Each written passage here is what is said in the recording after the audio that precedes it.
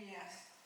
Primero, un recuerdo cariñoso para Tony Romero.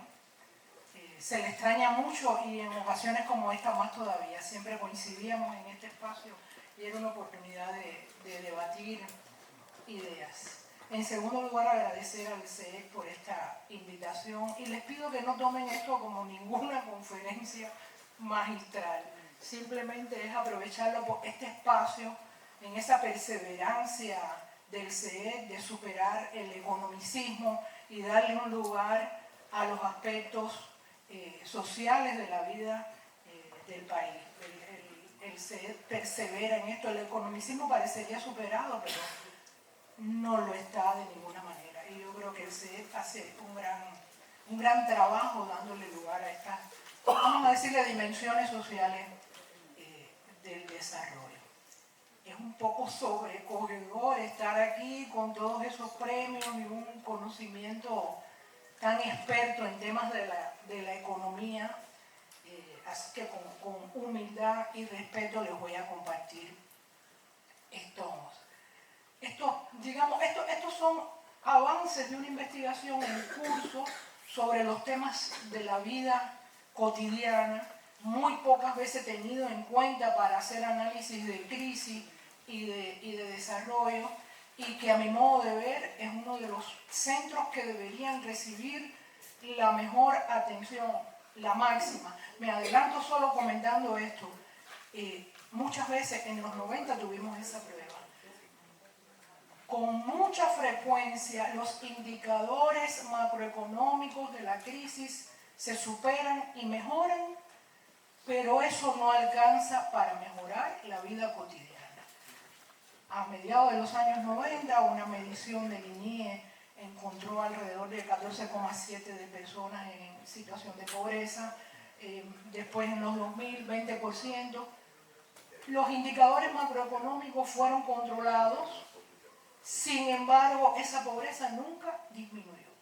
Pudieron mejorar algunos de los amparos, pero ha tendido a crecer. Y eso que nos indica que falta algo. Ahí hay una mirada a la que le está fallando algún elemento. Y por eso yo como socióloga que trabaja los temas de desigualdad me estoy concentrando sobre todo en estos temas. La desigualdad y la precariedad desde la vida cotidiana y su relación con esa mirada macro. Bueno, algo está fallando, ¿cómo tengo que apuntar?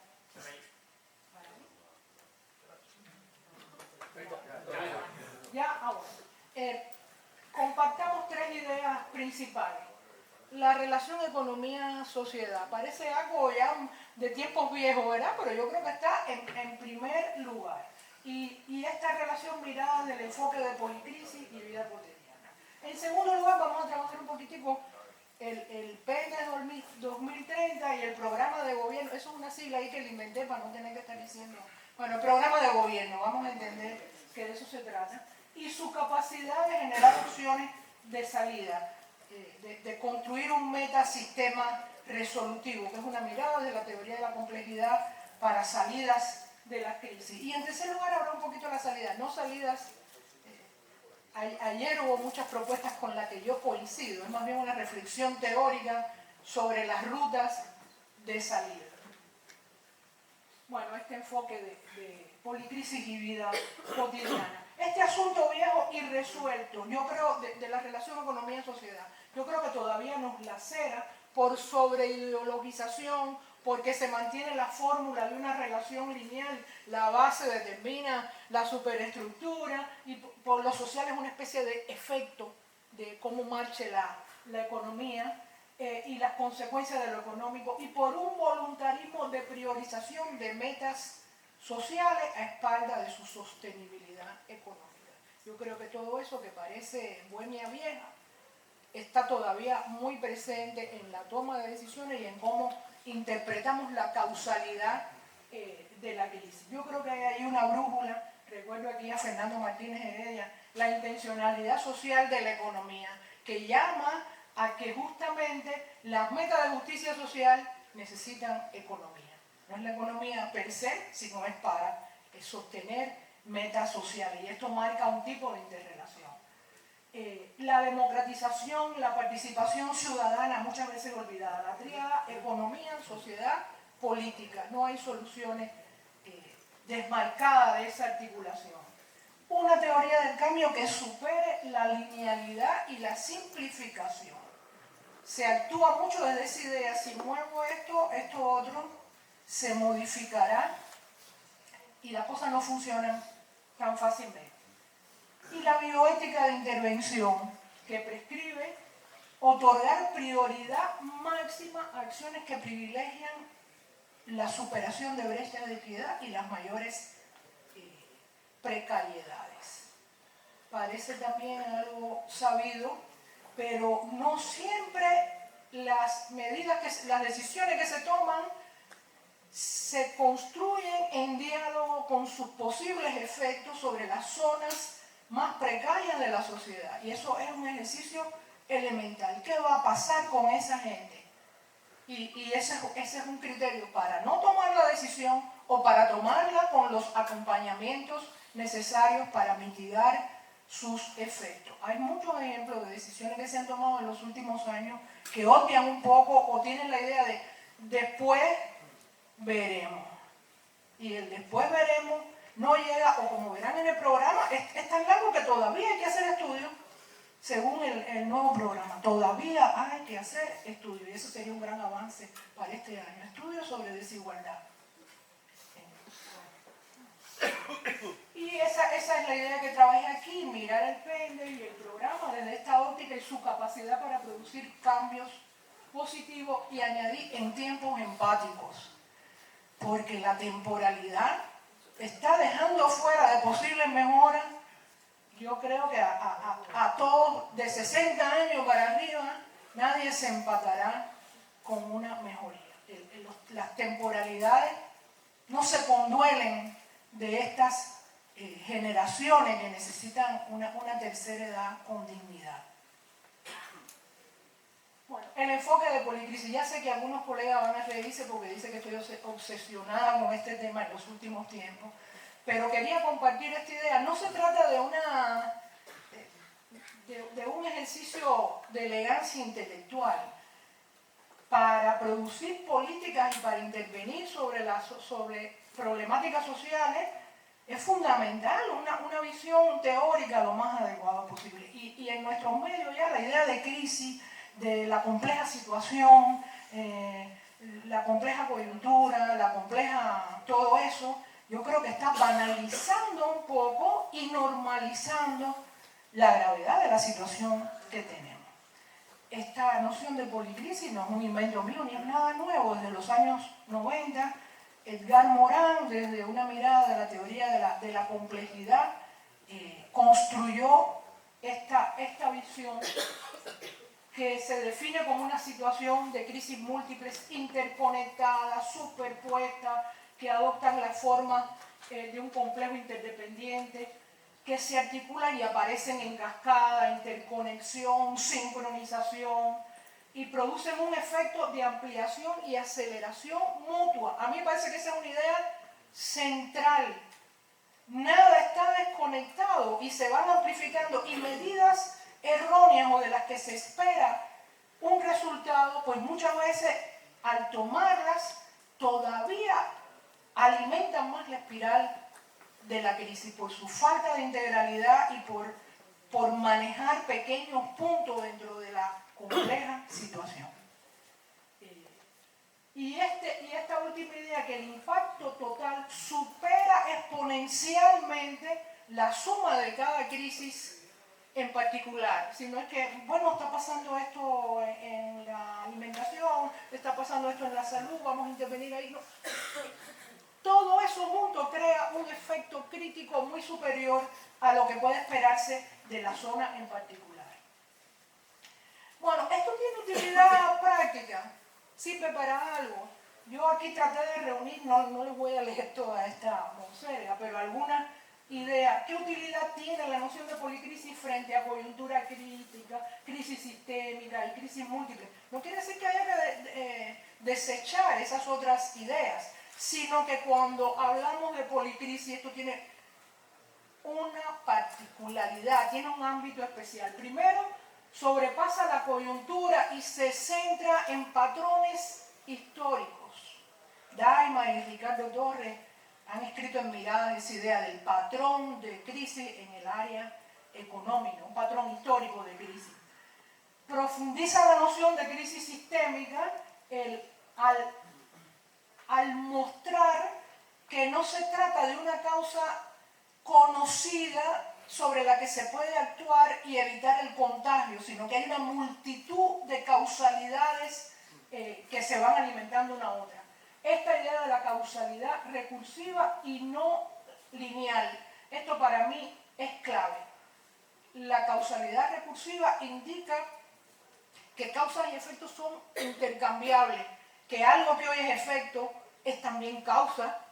Si digamos, en lo social eso se ve muy bien, digamos, pobreza y precarización puede ser vista como un efecto de la dinámica económica y tal, pero a su vez alimenta, se convierte en causa de esa imposibilidad de superar las limitaciones económicas, ¿verdad? Porque la gente no hay condiciones para trabajar, no hay condiciones para ser productivo, no hay condiciones para innovar. Entonces, hay ese tipo de relación, es importante tenerla en cuenta. Hay algo que a mí me parece esencial, que es que hace énfasis en la interconexión de escalas y espacios. Así como que las crisis están interconectadas. Crisis global, nacional, regional, local y en el espacio micro, la vida cotidiana. No se puede dejar de observar y actuar sobre ese elemento. No hay un factor principal. Esta es una manera de analizar la crisis. No para encontrar, lo usual es encontrar uno o dos factores principales para actuar sobre ellos. Hay que tener conciencia de que no hay un factor principal porque todos están jugando un papel en la ecuación. Eso quiere decir que no se puede actuar sobre un factor. Sí, se puede, cuando no se puede actuar sobre todo, pero teniendo en cuenta sus consecuencias para el resto del sistema y dónde poner la dirección principal. Y esta idea de que un sistema pierde la capacidad de solucionar sus problemas vitales tiene como opciones degradación, desintegración o metamorfosis para generar un metasistema resolutivo. Y esta idea va de la mano de algunas cosas que se hablaron ayer aquí. Las rupturas tienen que superar las continuidades. Es decir, el sistema agotó su capacidad de solución. No insistamos con más de lo mismo y con pasarle un pañito de pulimento para corregir distorsiones. No tiene sentido. Es ya un enfoque que no tiene, no está acorde con la gravedad de la situación. Entonces, por eso esta policrisis no es ninguna monería, es algo que nos llevaría a un núcleo duro de la problemática que estamos viviendo. Tiene una gran implicación práctica. Un tema fundamental es el imperativo de visibilización y manejo pacífico no violento de los conflictos. Si la policrisis indica que sería una sociedad anormal si no reaccionara, ayer hablaban aquí también, con malestar social, con demandas, con un disconfort. Hay que tener conciencia de eso, visibilizarlo y manejar esos conflictos de la manera más no violenta, pacífica. Por lo tanto, esto indica que la decisión de política pública tiene que actuar con una teoría de cambio desde la causalidad recursiva en la multiescala, la innovación y la democratización. Digamos, esos son como los ejes básicos de una política de policrisis. Los estudios internacionales de policrisis muestran muy claramente efectos que es como un patrón en circunstancias de policrisis, cosas que pasan. Erosión de la resiliencia, incremento de la franja de grupos en máxima vulnerabilidad, vulneración de derechos, deterioro de salud, desplazamientos humanos. Uno lo va leyendo y le parece casi una fotografía de lo que nos está pasando, ¿verdad?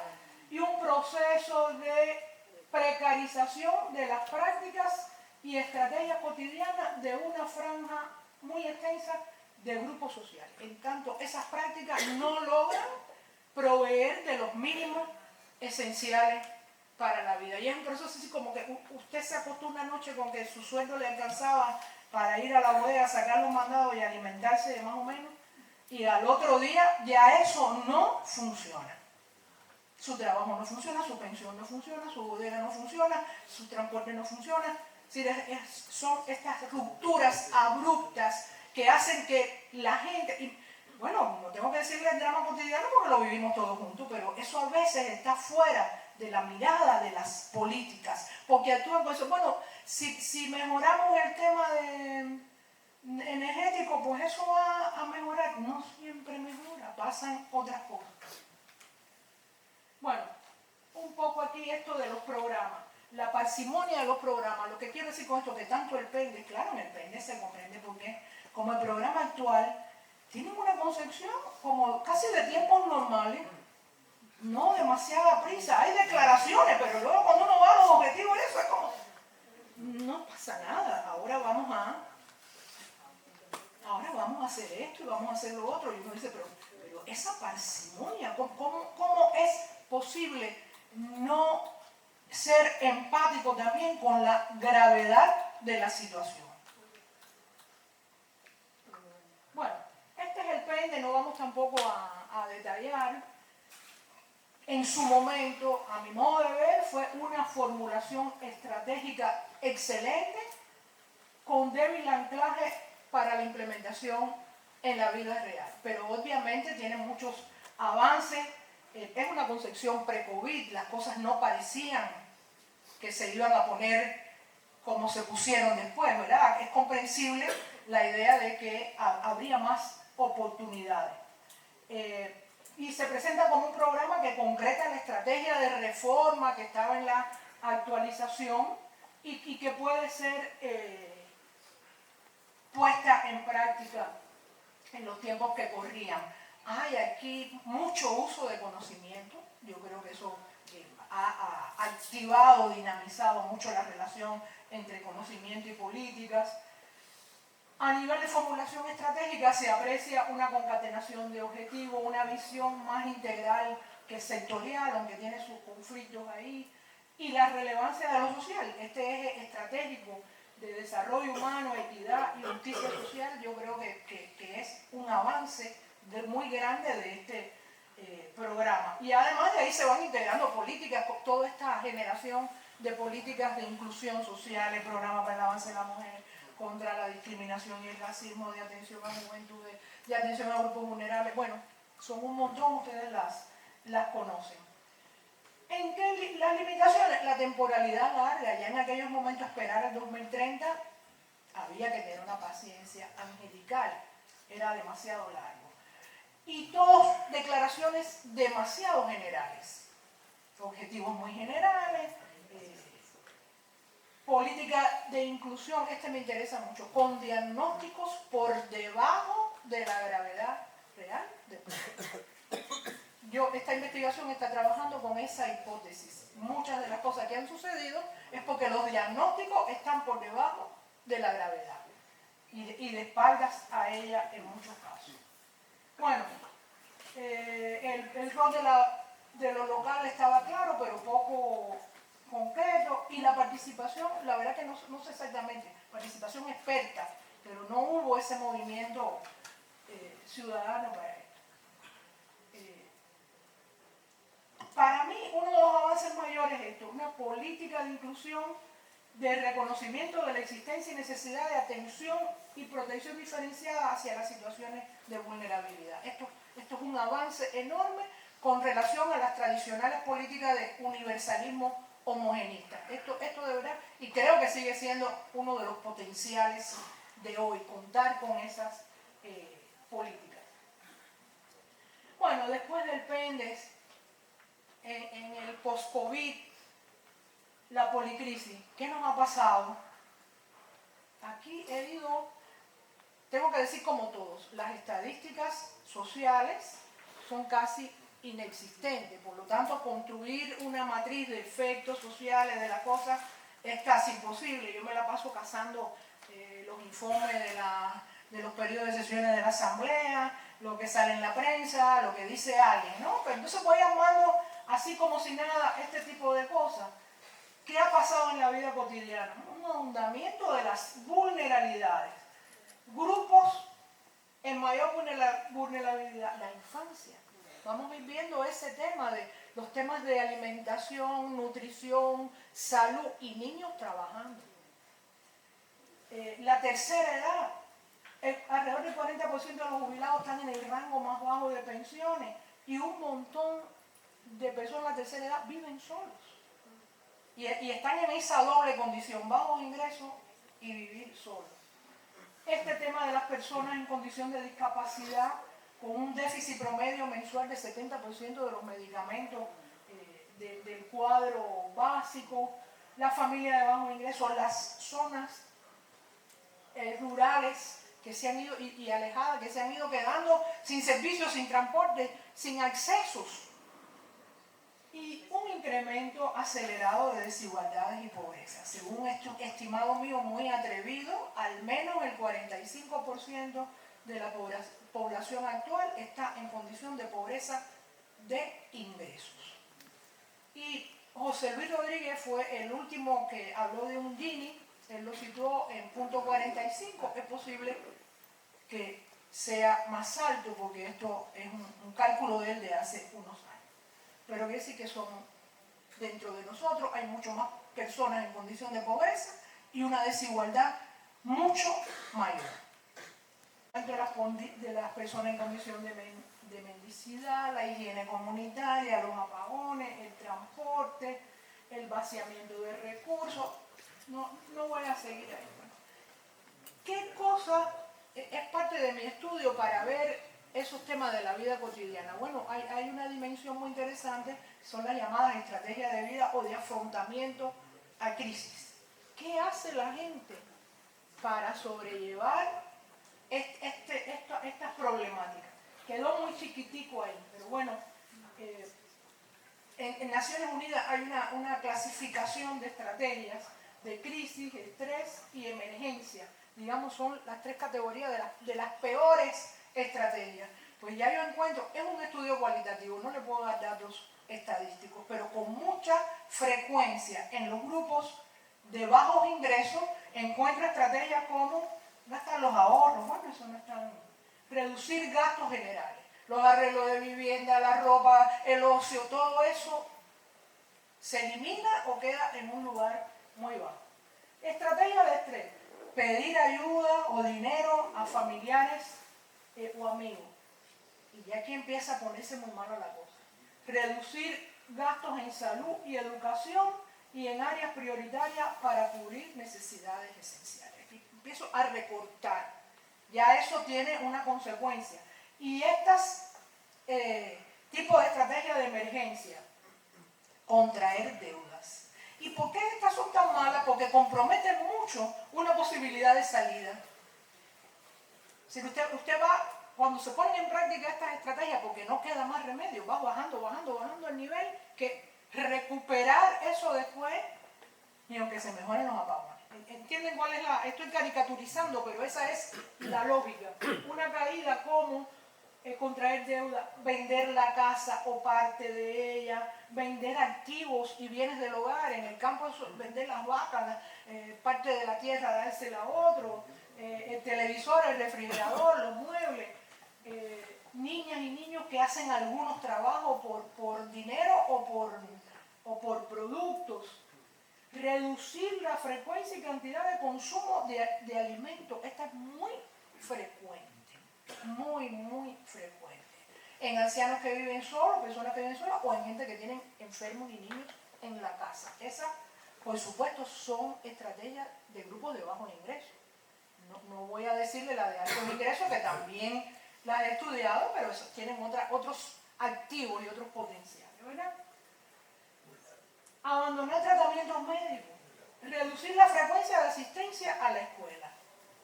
Está expandiéndose ese asunto. Abandonar estudios, para reducir gastos o trabajar, la emigración de personas jóvenes que van dejando atrás niños y ancianos desprotegidos, revender medicamentos, bueno.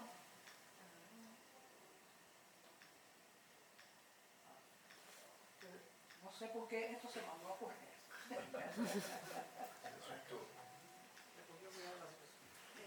Bueno, no, yo creo que estoy en lo último ahora, ¿no? No sé. A ver, ahora sí.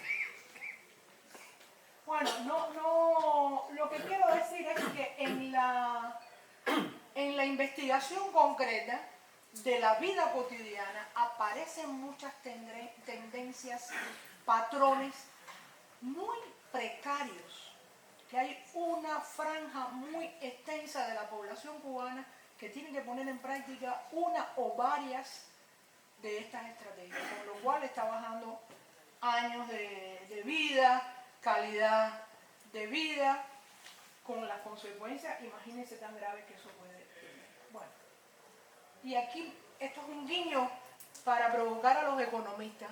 Uno va encontrando entonces que la vida cotidiana está siendo la variable de ajuste a la baja de todas las medidas que se toman.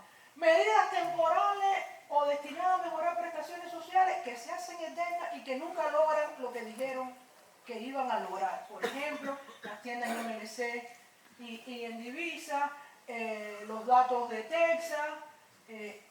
Esperábamos que eso nutriera la canasta básica, que mejorara los servicios de telefonía móvil. No nos hemos enterado de que eso haya pasado, todo lo contrario. Entonces es una medida para mejorar que empeora. Medidas que operan con diagnósticos y normas por debajo de las necesidades reales. Por ejemplo, la canasta básica del ordenamiento. Es terrible. Se sabía desde el principio que esa canasta básica estaba por debajo de las necesidades esenciales. Entonces, ¿cómo se operó con eso? No, es terrible. O medidas aisladas y asistemáticas. Por ejemplo, la creación de MIPYME fuera de ajenas a otro tipo de medidas como la ley de la empresa estatal, como políticas de fomento para la economía social y solidaria y el control de precios. Todavía esperamos los buenos efectos de estas medidas sobre la vida cotidiana. Y al final hay una pérdida de capacidad de resiliencia y una sobrevivencia en los mínimos para la mayoría. Creo que esa es la conclusión más importante. Bueno, por último vamos a referirnos un poquito al programa, el programa de gobierno para... Ajá, se me olvida. Es un programa que se ha formulado en medio de una policrisis, con una caída de la capacidad de sobrevivencia de la población, con desigualdades que se van haciendo extremas, pobreza y precarización, submínimos de vida cotidiana.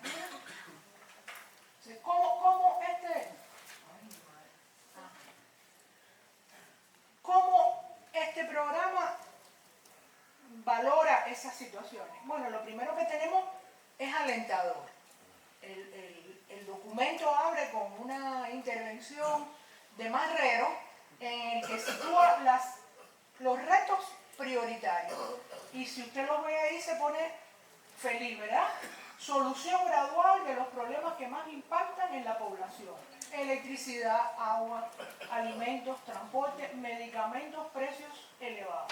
Y fortalecimiento de las políticas sociales. Como declaración inicial me parece excelente. Así que es un programa que se va a diseñar para responder, ¿verdad?, intencionalidad social de la economía. Introduce un objetivo 7, que es consolidar y desarrollar las políticas sociales, garantizando la protección tal. Y articula con las políticas de inclusión en curso. El programa tiene referencia a la política de lucha contra el racismo, de vulnerabilidad, tal. Es decir, que esa introducción parecería que hay un mayor acercamiento a esas circunstancias. Yo no voy a hablar de la parte económica porque ayer se habló y yo concuerdo con todo lo que se dijo aquí. ¿Dónde empieza implementaciones, objetivos específicos y sus acciones, en la mayoría de los casos, enunciados generales. Ayer lo hablaron también. Palabras que no dicen nada, ¿verdad? Avanzar, evaluar, proponer. Exceso de objetivos y acciones para un año. Es que es imposible en el mejor de los escenarios cumplir todo eso. Se somete a consulta popular después de un año de implementación prácticamente. Eso es inconcebible, es decir, tiene muy lacerada la dimensión política. Y la problemática social sigue estando por debajo de su gravedad. No se menciona la palabra pobreza, ni aparece nada que indique que hay conciencia de ese grado de problemática. Solo a manera de ejemplo, y no lo voy a detallar, pero yo lo he ido tomando digamos como la priorización esta de lo social. Ingresos, alimentación, salud, medicamentos, electricidad, todo eso, y le he ido siguiendo la pista de qué es lo que dice el programa y los indicadores. Y en todos ellos uno va observando esta misma lógica. Por debajo del problema y sin metas realmente concretas. A manera de ejemplo, por ejemplo, estos ingresos familiares y personales. Miren el tipo de objetivos. Diseñar propuestas para la sostenibilidad del sistema de seguridad, implementar el incremento parcial de las pensiones, continuar los estudios con relación al salario mínimo. Vamos a seguir estudiando este año el salario mínimo y miren ahí el tipo de meta. Mantener las ferias de empleo, implementar la metodología para la clasificación y medición de empleos verdes, implantar acciones que contribuyan a la informalidad, incremento parcial de pensiones. No hay manera de saber de verdad qué se va a lograr y parecería de nuevo un año perdido. Parecería, ¿no? Ya lo sabemos, estamos en diciembre. El otro ejemplo es el de vulnerabilidad, este objetivo 7, que está dedicado a vulnerabilidad, equidad, desigualdad, pobreza, lo puse yo. Consolidar la implementación de la política para la atención a hogares. Está muy bien ese objetivo específico 7.7, pero miren el tipo de meta. Concluir la actualización del procedimiento para la definición de familias. Eso lleva mucho tiempo ya de diseñado y si es una medida prioritaria, eso podría estar disponible desde el año pasado. Porque el Ministerio de Trabajo y Seguridad Social ha hecho grandes esfuerzos para llegar a ese instrumento. Controlar la implementación del procedimiento para la atención a personas con conductas deambulantes, potenciar el incremento de la calidad de vida. Yo estoy totalmente de acuerdo con eso, de niñas y niñas. ¿Cómo? Y en concreto, ¿qué? Esa calidad de vida de niñas y niñas. Continuar los programas estos inclusivos. Proponer acciones que contribuyan a reducir las desigualdades sociales. A estas alturas, proponer acciones. Yo aquí en el público veo montones de gente que ha propuesto montones de acciones, algunas muy sensatas desde hace mucho tiempo. Por lo tanto, no sé cómo el programa puede decir algo así. Bueno, ya vamos terminando. Si esto me deja. No me entiendo bien. Ya. Bueno, miren aquí los indicadores del programa para vulnerabilidades. La definición actualizada de personas, familias, el porciento de municipios en los que se evalúa, disminuir las personas con conducta vulnerable, el 50% de las obras del programa de la ruralidad y realizar un estudio de desigualdades. Y ahora sí, potenciales para el metasistema resuelto. Los voy a decepcionar porque yo no voy a hablar de cosas concretas, pero lo que quiere decir es esto. Bueno, obviamente hay un gran factor asociado a todo esto innegable, que es el bloqueo. Voy a repetir algo que digo siempre y que Triana dice que no se acuerda de eso. A mí me encanta una idea de Triana que es que dice, bueno, sintetizando el efecto del bloqueo, es que las autoridades cubanas siempre tienen que tomar decisiones en el submínimo. en el subóptimo. Digamos, el óptimo no está disponible para Cuba. Son mecanismos de financiación del desarrollo, lo que puede usar hasta el presidente de Honduras narcotraficante. En Cuba no se puede usar, no hay acceso a esa fuente. Es verdad, hay que tomar las decisiones en un subóptimo. Vamos a juzgar en ese subóptimo cómo son esas decisiones, con lo que tú puedes, sobre lo que tú puedes actuar, porque el otro es rendirse. Si el bloqueo imposibilita actuar, ¿qué vamos a hacer entonces? Entonces, contemos en el subóptimo qué podemos hacer. Y para mí, entonces esa es la segunda razón. Las políticas por debajo del problema y en una temporalidad que no los puede resolver. Y por lo tanto, estos programas no contienen un metasistema resolutivo.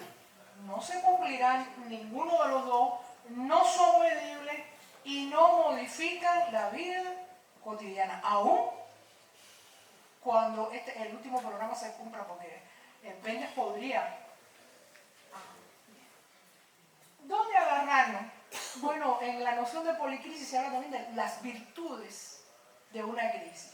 Una crisis también genera oportunidades, ayer se hablaba de esto. A los rumbos, la crisis genera rumbos conservadores, rumbos involutivos, pero también genera oportunidades innovadoras hacia adelante.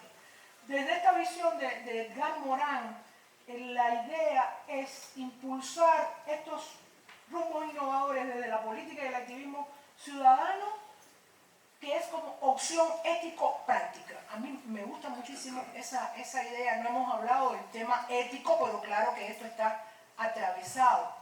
Esta intencionalidad social de la economía supone también una economía construida sobre valores. También la bioética de intervención lo es. Las acciones de salida hacia adelante. Son pocas las que tenemos, casi todas son de estirar el tiempo, de aguantar, de aguantar, de aguantar con la vida cotidiana de ajuste a la baja. Bueno, madre mía. ¿Qué recetas yo creo que tenemos ahora mismo para producir ese metasistema resolutivo? Lo primero que hay que conseguir también es una conciencia de que el tiempo ha terminado. Yo creo que seguir apuntando a se nos está acabando el tiempo. El tiempo se acabó. Somos una sociedad totalmente diferente a la que se intentó construir, ¿verdad? Ese pacto social de equidad, de solidaridad, está muy resquebrajado. Por lo tanto, este es un tiempo nuevo, es una cuenta nueva y no pasa nada con aceptar eso, todo lo contrario. Es un realismo, una valentía. El tiempo se acabó, hay que reconstruir el pacto social. ¿Y qué potencial tenemos ahí? La permanencia de solidaridad y una percepción positiva de la justicia social. Muchos estudios sociales marcan esto, incluso con los ganadores de la crisis. Es decir, la gente que mejor está siente que hay una pérdida en términos de desigualdad, de pobreza. Las opciones de reflote de la economía, que ayer se hablaron desde la primera conferencia, el resto de los colegas, ¿no? Hay un arsenal de salida hacia adelante riesgoso, que no tendría riesgo. La presencia de una institucionalidad muy debilitada, pero está ahí, de cobertura total, con abarque territorial. Para la CEPAL, esto es uno de los elementos básicos para hacer algo. Hay muchos países que tienen políticas sociales de inclusión formuladas, muy avanzadas, pero no tienen institucionalidad para aplicar. Aquí, con todas sus mataduras, está ahí. ¿Qué necesita? Reorganización y financiación, ¿verdad? El tema de esta nueva ola de políticas de inclusión. Tenemos ahí un nivel estratégico muy bien formulado y muy avanzado. La descentralización aprobada. Ya sé que muchos dicen que los gobiernos locales no están en condiciones, no saben. Esto no es de ir a la escuela, es algo que se va aprendiendo en la práctica. Es aprender haciendo. ¿Quién puede pensar que hasta que no sepan qué van a hacer, no se puede descentralizar? Jamás. El tema del activismo y la implicación ciudadana. Yo creo que nuestra Constitución tiene una reserva para potenciar y consolidar una esfera política democratizada y que permita esa reconstrucción del pacto social. El voluntariado, la cooperación, las iglesias, eso se observa muy fácilmente. Cada vez que pasa algo, hay un ímpetu de ayudar, de cooperar, que podría ser mejor aprovechado. La claridad de las urgencias y prioridades, yo creo que la intervención de Marrero, que introduce el programa, tiene una claridad, ¿sí? de qué tipo de área. Esto en la policrisis eso es muy importante. El tamizado, la identificación de urgencias a las que hay que dar respuesta inmediatamente, y el tamizado social, ¿a quién atender primero? ¿Verdad? Entonces, con esa lógica, que no voy a alargar, habría que operar. Y una aceleración del proceso de cambio. A los ritmos actuales, imposible. Y aquí ya los dejo con estas reflexiones de que la situación es muy grave, pero tenemos muchos potenciales que habría que activar y poner en valor para superarla. Muchas gracias.